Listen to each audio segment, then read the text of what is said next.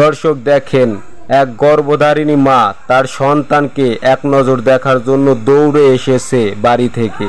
যখনই শুনতে পেরেছে তার সন্তান যেই স্কুলে পড়াশোনা করছে সেই স্কুলের উপরে বিমান দুর্ঘটনায় আছড়ে পড়েছে, তখনই সে পাগলিনী হয়ে দৌড়ে ছুটে এসেছে তার সন্তানকে এক নজর দেখার জন্য। সেখানে অনেক লোকের ভিড়ে খোঁজাখুঁজি করার পর তার সন্তানকে দূর থেকে দেখে দৌড়ে এসে তার সন্তানকে বুকে জড়িয়ে ধরে হাউমাউ করে কান্না শুরু করে দেয়। দেখুন কিভাবে কান্না করছে তার সন্তানকে বুকে জড়িয়ে ধরে।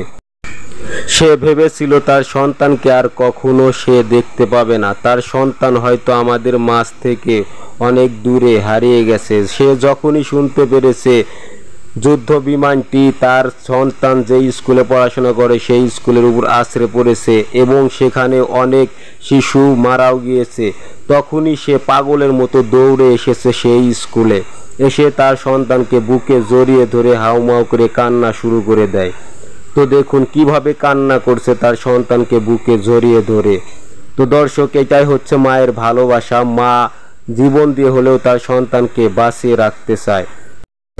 দর্শক দেখেন, একইভাবে এই লোকটি বাড়ি থেকে দৌড়ে এসেছে তার সন্তান বেঁচে আছে কিনা একটা নজর তার সন্তানকে দেখার জন্য। যখনই শুনেছে একটি যুদ্ধ বিমান দুর্ঘটনায় তার সন্তান যে স্কুলে পড়াশোনা করে সেই স্কুলের উপর আছড়ে পড়েছে এবং সেখানকার অনেক শিশুই মারা গিয়েছে এবং অনেকেই আটকা পড়েছে স্কুলের ভিতরে, তো সে দৌড়ে এসে তার সন্তানকে খোঁজাখুঁজি করার পর একটু দূর থেকে দেখে দৌড়ে এসে তার সন্তানকে জড়িয়ে ধরে হাউমাউ করে কান্না শুরু করে দেয়। সন্তানকে দেখে যেন তার দেহে প্রাণ ফিরে এলো, তার সন্তানকে বুকে জড়িয়ে ধরে কান্না শুরু করে। একইভাবে দেখুন এই লোকটি তার সন্তানকে হারিয়ে কিভাবে কান্না করছে। এখনও তার সন্তানকে খুঁজে পাওয়া যায়নি।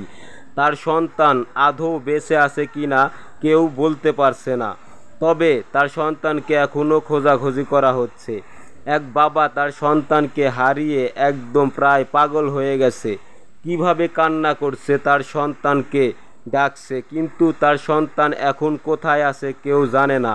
তার সন্তান স্কুলের ভিতরে আটকা আছে নাকি তাকে কেউ উদ্ধার করে কোনো হাসপাতালে ভর্তি করেছে এখন পর্যন্ত খোঁজ পায়নি। তাই এই লোকটি ঘটনাস্থলেই কান্নাকাটি শুরু করে দিয়েছে তার সন্তানের জন্য। তো কতটা ভয়ঙ্কর ঘটনা ঘটেছে, একটি যুদ্ধ বিমান দুর্ঘটনায় স্কুলের উপর আছড়ে পড়ে অনেক শিশুর প্রাণ চলে গেছে এবং অনেকেই আহত অবস্থায় হাসপাতালে কাতরাচ্ছে। তাদের রক্তের প্রয়োজন, অনেকেই আছে তাদের রক্ত সংগ্রহ করছে।